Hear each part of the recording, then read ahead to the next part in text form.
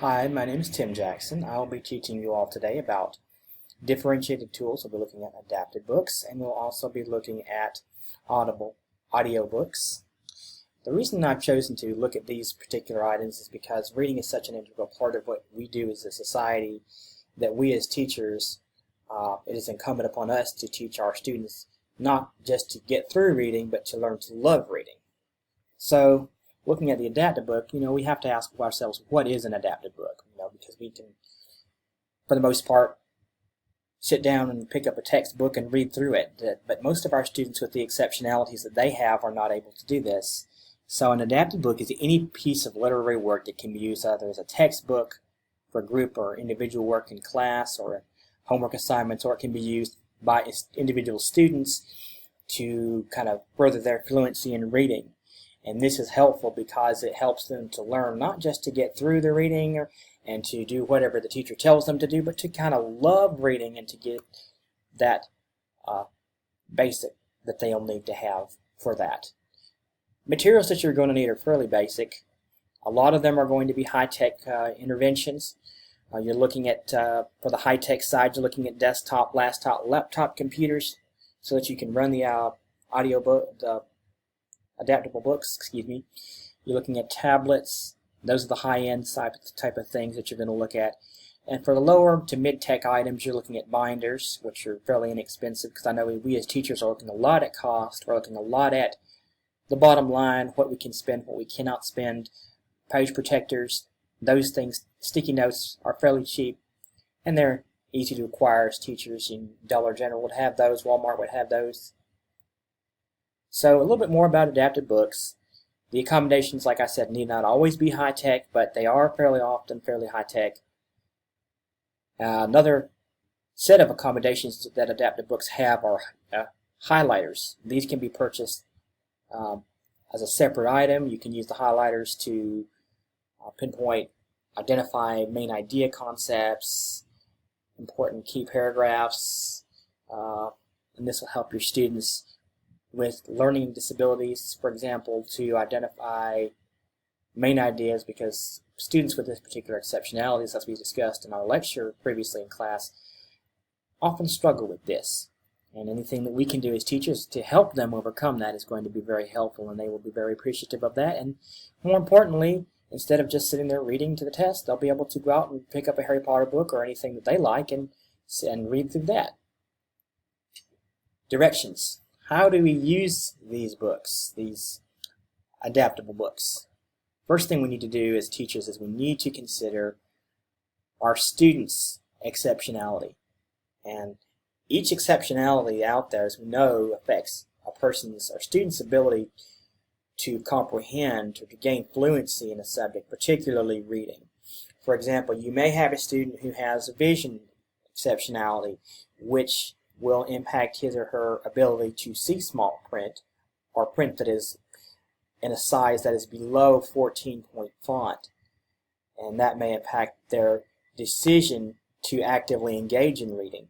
Whereas you may have a student who has a learning disability, where fluency is affected by their ability to process, to decode the words that they're seeing, where they might see the word cat and then the word might be reversed to CTA or ACT, which we want to make sure that they're reading cat and not ACT, because if you have a student in the third grade, well, that's a little too soon for them to be considering the ACTs and stressing about that. We need to be familiar with our students' learning profile. How do they learn? What do we have students with these adaptable books who have been assigned these books, and who are not visual learners? Do we have students who have been assigned these books who may learn better in another format? Because if so, then this format, these adaptable books may not be something that will benefit our students. We also need to identify the best tools that adaptive books offer for our students, and we need to consider the criteria that we've looked at to make those decisions. We need to make any changes that will help our students to be able to succeed. If our students need to have a little sticky notes placed over certain extraneous text, if they need to have highlighters, if they need somehow to have the book read back to them. Whatever we need to do as teachers, I think that's important that we take the time to look at those things and consider those things when considering an adaptable book. Once we've done all these things, our job's not done. We need to make sure to monitor the student's progress with the adaptive book. And whenever possible, I know as teachers our lives are filled with paperwork, but whenever possible, if we can take the time to go, we need to take the time to go through and find notes that we've made about the student's progress or struggles that they may have had before receiving the adaptable book format, and then compare those notes that we have with the notes we've taken about the student once they've been given their adaptable book, and see how they've progressed, what areas they've been able to gain fluency or mastery over with that adaptable book. So, and these are all of my examples, just to preface this, are from real life individuals whom I've known throughout the years. Names may or may not have been altered. For example, we have a student with an adaptable book who was a 10th grader by the name of Josh with a visual exceptionality, and that visual exceptionality made it difficult for him to read small font. So any kind of standard size 10 to 12 point font textbook was hard for him to read. In addition to that, because we know that he had a learning disability, and we know that oftentimes there is a comorbidity of exceptionalities with students, and he had a learning disability, and that made it difficult for him to read any kind of books on his own without getting distracted by text or pictures or other things within the book, or even other students' activities. And his special education teacher, Mr. Weems, had taken some white paper, just plain white paper, cut it up, and put it into small pieces, and used that initially to cover up the pictures and extraneous text in small print books, and then discovered that this still wasn't working for him. So he found that Josh had difficulty trying to read and comprehend what he'd just read. So the next step he took was he provided Josh with a larger font and then a set of highlighters so that he could find the main ideas, highlight what he believed to be the main ideas, and then once he'd identified that, he could sit down with Mr. Williams and explain, oh, these are what I believe to be the main ideas, and then the two of them could work through that together, and they could identify those key concepts that were in that particular adaptable book. Important to remember, there's some important tips for teachers that we need to keep in mind. When we're using adaptable books, we need to be sure to be flexible. The first things we try may or may not work with the students we're wanting to use the adaptable books with. We need to kind of be like Thomas Edison in that we try different approaches, different ideas, and be open to different things. And not every student's going to be able to fit into the one-size-fits-all model. We've got to think outside the box just a bit. We've got to also be observant with our students. Make a note of any successes or struggles that our students who are using adaptable books are having with that particular format or that book, and find out what is and what's not working.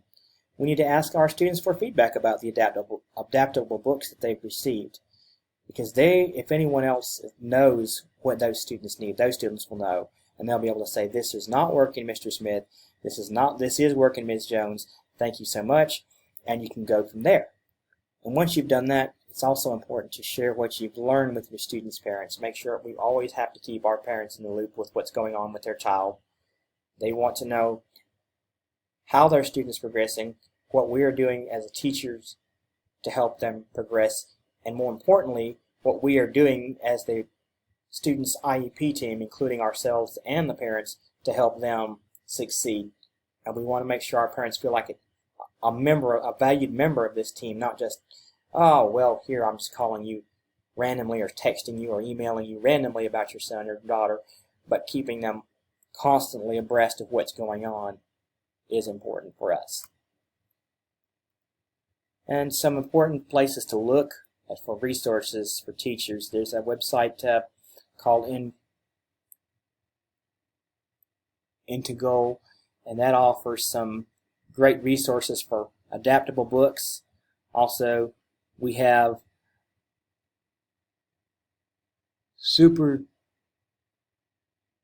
DuperInc.com. This company offers some great games and apps that are related to adaptable books that will help our students, particularly younger students, develop a command and a lexicon and language and reading, and learn to develop a love and a passion for reading as well. Okay, so for just a couple more tips for teachers here, we do need to attempt a high-tech intervention for students, but that need not be the very first thing we do. But when we do use that,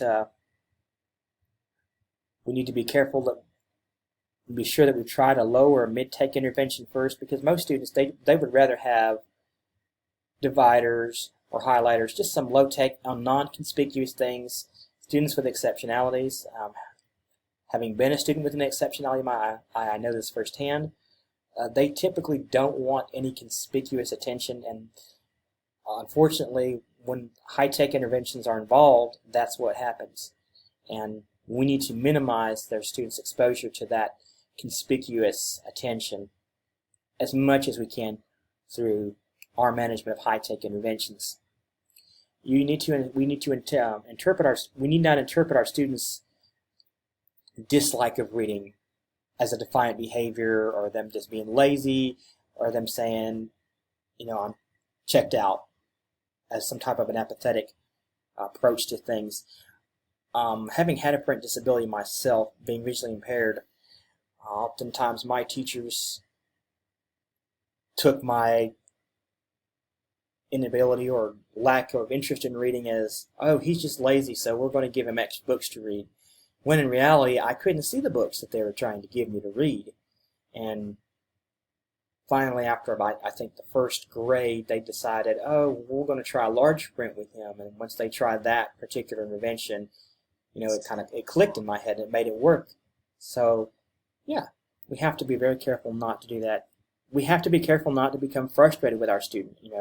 Like I said earlier, we may need to have several attempts when we're implementing an adapted book with our students.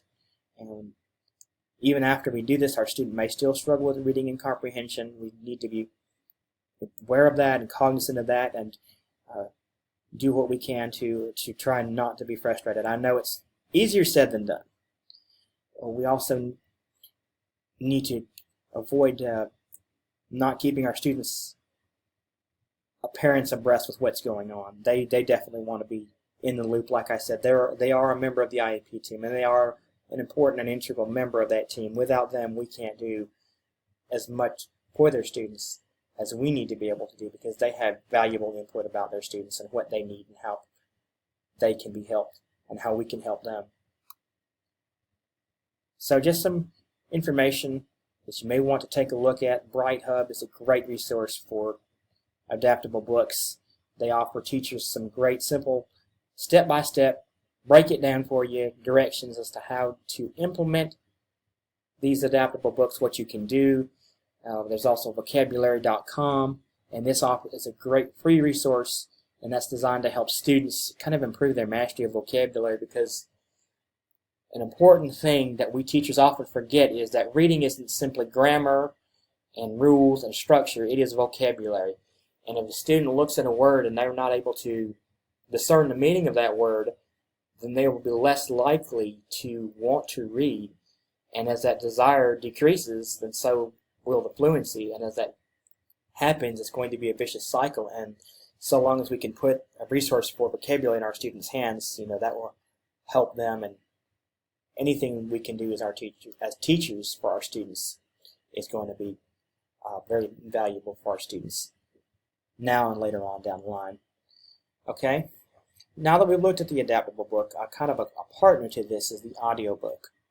And now some of you might be thinking, when you think of audiobooks, you may think of westerns or Mary Higgins Clark novels or some other type of thing that your grandmother or grandfather listened to. But audiobooks have evolved over the last, I would say, 25 to 30 years to where all genres of books are available via audiobook format, so that students can have audiobooks ranging anywhere, subjects from science, biology to Harry Potter to you name it, it's there.